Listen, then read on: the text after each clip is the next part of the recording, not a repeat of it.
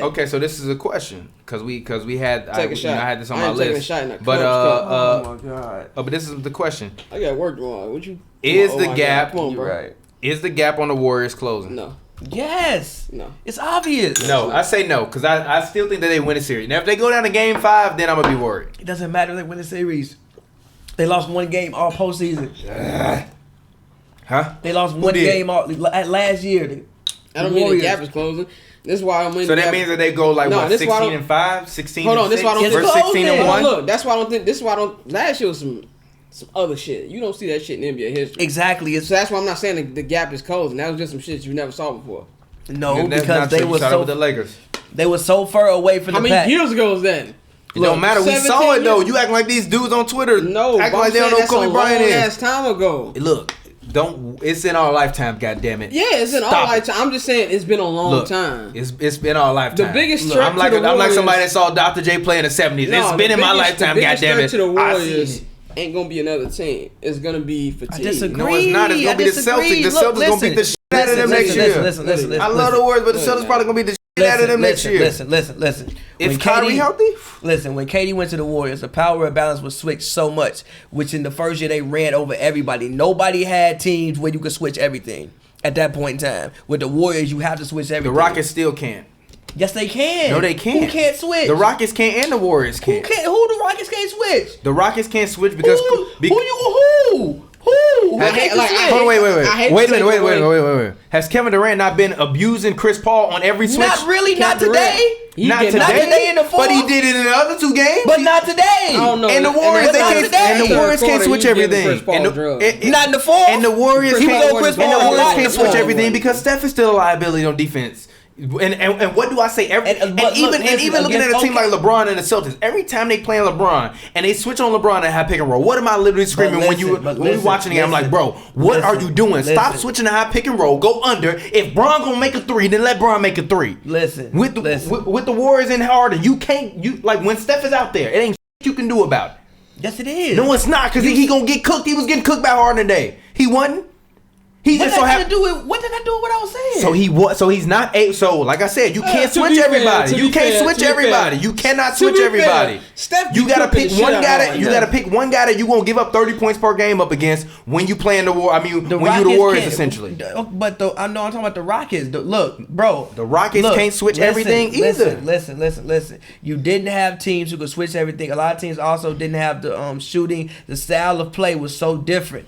Look, we are in the second year of this Warriors thing. Teams got much better. Now, look, I still think the Warriors are the best team, but teams are catching up at a rapid pace. No, they're not. The Boston is catching up at a rapid pace. Bro, look, listen. Boston's the closest. Boston is catching up at a rapid pace.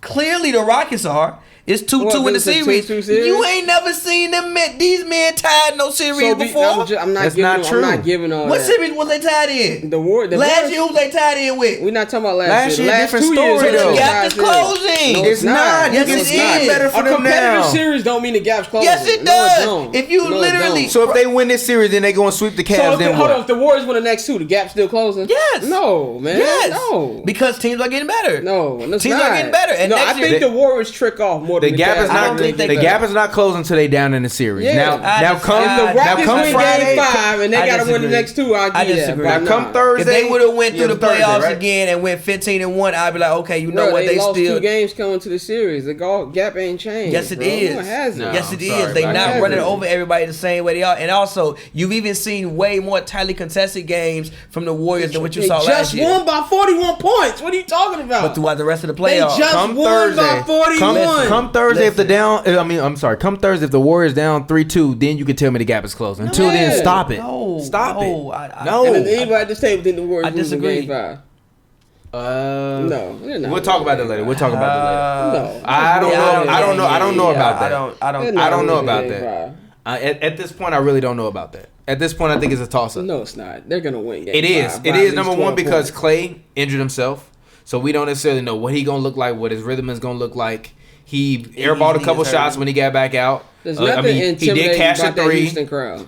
It's not it had nothing to do with the crowd. Yes, it do. That's home part. No, it don't. You're not playing in Golden State, where the arena is one of the loudest in history. Yeah, that's why it's so damn hard to win in there. But you in Houston, so you not playing. So even if they quiet, you not playing with your home crowd that's normally roaring and keeping everybody like, oh my God, they going crazy. Game 5's not gonna be. I remember back when B Diddy was playing back with them, they used to have a little decibel meter up. Boom, Kirkalinko. Exactly, they used to have a decibel meter. Has a big part to do with home court advantage. It's a big part of home court advantage. And not in it. It's like 50% of it. Look, normally I would. Two big parts of a home court advantage is the crowd and the referees. You're gonna get more calls at home. Look, the call, but you got to look at how close. And you got to look at how close.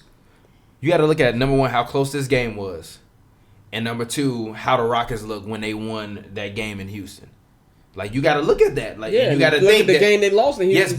Yes, but also if you, but even if you looking at the rest of the team, Capella only had 8 points. He was a -9 for the game. But he played good, though. PJ Tucker only had 4. Did I say he played bad? Did I say he played bad? I didn't say that. I did not say that. I did not say that. Like you said, give me your averages, bro. Give me your averages. That's all I ask. Give me your averages. That ain't his fucking average. Which is a hilarious. That ain't his goddamn average. How is that a hilarious because point? You're not gonna get that consistent in the playoffs because playoffs is different. You can't get me within 2 points of it. No, this playoffs is different. If you average 12 points, it's easy for Jordan Clarkson to get 14 in the regular season. He's not getting off the damn bench in the playoffs.